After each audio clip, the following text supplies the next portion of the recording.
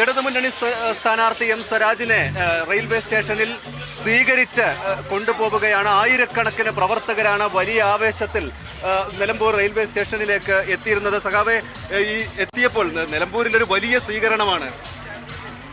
സത്യത്തിൽ നിലമ്പൂരിൽ മാത്രമല്ല, ഷൊർണൂരിൽ നിന്നും പാസഞ്ചർ ട്രെയിനാണ് ഞാൻ ഇങ്ങോട്ട് വന്നത്. ഓരോ റെയിൽവേ സ്റ്റേഷനിലും, ചെറുകരയിലും അങ്ങാടിപ്പുറത്തും മേലാറ്റൂരും തുവൂരും പട്ടിക്കാടും വാണിയമ്പലത്തും എല്ലാം നൂറുകണക്കിന് ആളുകളാണ് സ്വീകരണവുമായി കടന്നു വന്നത്. സത്യത്തിൽ ഇടതുപക്ഷ ജനാധിപത്യ മുന്നണിയുടെ സ്ഥാനാർത്ഥി പ്രചരണ പരിപാടികളുടെ തുടക്കം ഉച്ചയ്ക്ക് ശേഷം റോഡ് ഷോയായി നടക്കാനിരിക്കുന്നതേ ഉള്ളൂ. എന്ന് വെച്ചാൽ തുടങ്ങിയിട്ടില്ല. അതിനു മുൻപ് തന്നെ ഏറെ ആവേശത്തോടെ ഒഴുകിയെത്തിയ ഒരു വലിയ ജനാവലിയാണ് ഇവിടെ കാണാൻ കഴിഞ്ഞത്. ഇടതുപക്ഷത്തിൻ്റെ ആത്മവിശ്വാസത്തെ വാനോളം ഉയർത്തുന്ന ഒരു മഹാജനസഞ്ചയമാണ്. അതിലേറ്റവും പ്രത്യേകതയാർന്ന കാര്യം, ഇടതുപക്ഷ ജനാധിപത്യ മുന്നണിയുടെ പ്രവർത്തകർ മാത്രമല്ല, വ്യത്യസ്ത രാഷ്ട്രീയ നിലപാട് സ്വീകരിച്ചിട്ടുള്ളവർ, പരമ്പരാഗതമായി അത്തരം നിലപാടിൻ്റെ ഭാഗമായി നിന്നിട്ടുള്ള എനിക്ക് വ്യക്തിപരമായി അറിയാവുന്ന ഒരുപാട് പേരെ ഞാൻ ഈ കൂട്ടത്തിൽ കണ്ടു. അത് രാഷ്ട്രീയത്തിനതീതമായി ഇടതുപക്ഷ ജനാധിപത്യ മുന്നണിയുടെ നേതൃത്വത്തിലുള്ള ഗവൺമെൻറ്റിൻ്റെ വികസന പ്രവർത്തനങ്ങൾക്കും ജനക്ഷേമ പ്രവർത്തനങ്ങൾക്കും നാട് നൽകുന്ന അംഗീകാരത്തിൻ്റെ തെളിവായാണ് ഞാൻ കാണുന്നത്. എല്ലാവരെയും ഹൃദയപൂർവ്വം ഞാൻ അഭിവാദ്യം ചെയ്യുന്നു. ഇന്നലെ സ്ഥാനാർത്ഥി പ്രഖ്യാപനം വന്നതിന് ശേഷം നമുക്ക് ഈ നിലമ്പൂർ കാണാൻ കഴിഞ്ഞു. ഗ്രാമങ്ങളിലെല്ലാം പോലും വലിയ തോതിൽ ആളുകൾ ഇങ്ങനെ ചെറു സംഘങ്ങളായി വരുന്നു, വലിയ പ്രകടനം നടത്തുന്നു. അത്രമേലൊരു ആവേശം എന്താണ് ഈ തെരഞ്ഞെടുപ്പിന്? ഞാൻ ഇന്നലെ തിരുവനന്തപുരത്തായിരുന്നു, ഇവിടെ ഉണ്ടായിരുന്നില്ല. പക്ഷേ സ്ഥാനാർത്ഥി പ്രഖ്യാപനം വന്നതിന് ശേഷം നിങ്ങൾ പറഞ്ഞതുപോലെ എല്ലാ ഗ്രാമാന്തരങ്ങളിലും വലിയ ആവേശം നിറഞ്ഞ പ്രകടനങ്ങൾ നടന്നത് ഞാൻ മനസ്സിലാക്കിയിട്ടുണ്ട്, ഞാൻ അറിഞ്ഞിട്ടുണ്ട്. സ്ഥാനാർത്ഥി പ്രഖ്യാപനത്തെ ഹൃദയത്തിൽ സ്വീകരിച്ചു എന്നതിൻ്റെ തെളിവാണത്. അതിൽ തീർച്ചയായും ആഹ്ലാദമുണ്ട്, അഭിമാനമുണ്ട്. എല്ലാവരെയും സ്നേഹപൂർവ്വം അഭിവാദ്യം ചെയ്യുന്നു. സഖാവ് കുഞ്ഞാലി വലിയൊരു ആവേശം നിലമ്പൂരിലുണ്ടാക്കിയാൽ പുതിയ തലമുറക്ക് ആ ഒരു വൈകാരിക ബന്ധമുണ്ടാക്കുന്നതിൽ അങ്ങയുടെ നിരന്തരമായ ഇടപെടലുകൾ, പ്രസംഗങ്ങളൊക്കെ കാരണമായിട്ടുണ്ട്.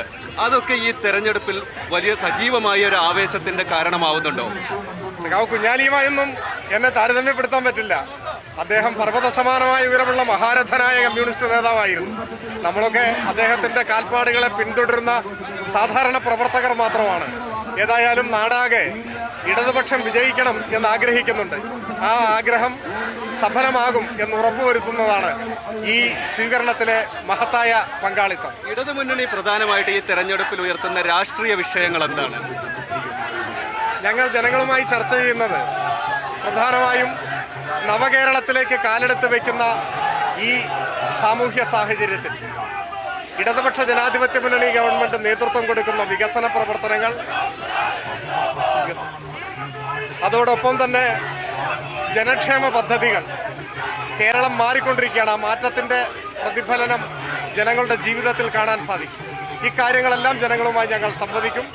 ഒപ്പം ദേശീയ രാഷ്ട്രീയ സ്ഥിതിഗതികൾ, കേന്ദ്ര സർക്കാരിൻ്റെ കേരളത്തോടുള്ള അനീതി, അവരുടെ സാമ്പത്തിക ഉപരോധം, ഒപ്പം മതനിരപേക്ഷത പോർലേൽക്കാതെ സംരക്ഷിക്കപ്പെടേണ്ടതിൻ്റെ ആവശ്യകത, ഇത്തരം വിഷയങ്ങളിലെല്ലാം ഇടതുപക്ഷ ജനാധിപത്യ മുന്നണി സ്വീകരിക്കുന്ന അടിയുറച്ച നിലപാട്, ഈ കാര്യങ്ങളൊക്കെ ഈ തെരഞ്ഞെടുപ്പിൻ്റെ പശ്ചാത്തലത്തിൽ ചർച്ച ചെയ്യപ്പെടും. ഈ നിലമ്പൂരിൽ ഈ തെരഞ്ഞെടുപ്പ് ഉണ്ടാവാനുണ്ടായ ഒരു പ്രത്യേക സാഹചര്യം, അത് ജനങ്ങൾ ചർച്ച ചെയ്യില്ലേ?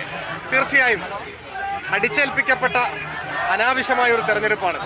ആ കാര്യങ്ങളും ജനങ്ങൾ ചർച്ച ചെയ്യും, ഉചിതമായ നിലപാട് സ്വീകരിക്കുകയും ചെയ്യും. ഇപ്പോഴും വലിയ തർക്കം അവിടെ നടക്കുന്നുണ്ട്. അതൊക്കെ എങ്ങനെയാണ് ഇടതുമുന്നണി കാണുന്നത്? അതൊന്നും നമ്മളെ ബാധിക്കുന്ന പ്രശ്നമേ അല്ല.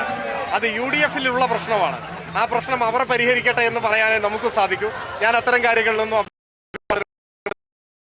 വലിയ ആവേശത്തിലാണ് ഇടതുമുന്നണി പ്രവർത്തകർ. ആയിരക്കണക്കിന് പേരാണ് നിലമ്പൂരിലെ ഈ വാഹനത്തിൽ അദ്ദേഹത്തെ സ്വീകരിച്ചു കൊണ്ടുപോകുമ്പോൾ ഒരുമിച്ച് ഉള്ളത്.